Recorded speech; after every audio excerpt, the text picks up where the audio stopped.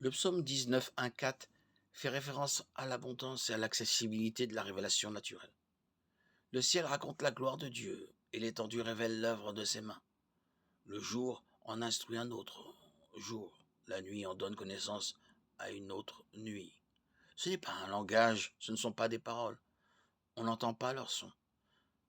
Cependant, leur voix parcourt toute la terre. Leurs discours vont jusqu'aux extrémités du monde. Le début du livre des Romains nous en dit plus sur la révélation naturelle et ses implications.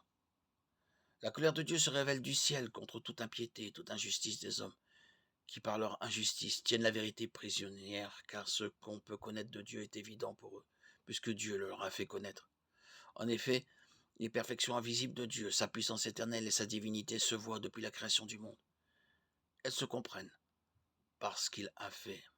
Ils sont donc inexcusables, puisque tout en connaissant Dieu, ils ne lui ont pas donné la gloire qu'il méritait en tant que Dieu, et ne lui ont pas montré de reconnaissance. Au contraire, ils se sont égarés dans leur raisonnement, et leur cœur sans intelligence a été plongé dans les ténèbres.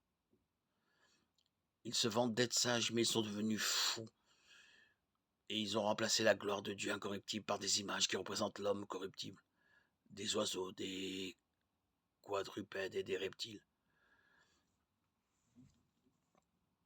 Selon ce passage, la révélation naturelle est universelle et l'homme l'ignore à ses risques et périls. Certaines choses concernant Dieu peuvent être connues en observant la création. Romains 1,19.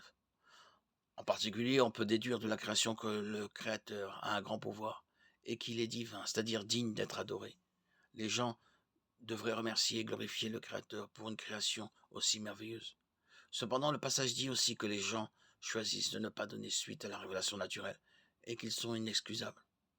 Au lieu d'adorer le Créateur, l'humanité pécheresse choisit de tenir la vérité prisonnière, puis d'adorer et de servir la création plutôt que le Créateur, voire d'en faire des idoles.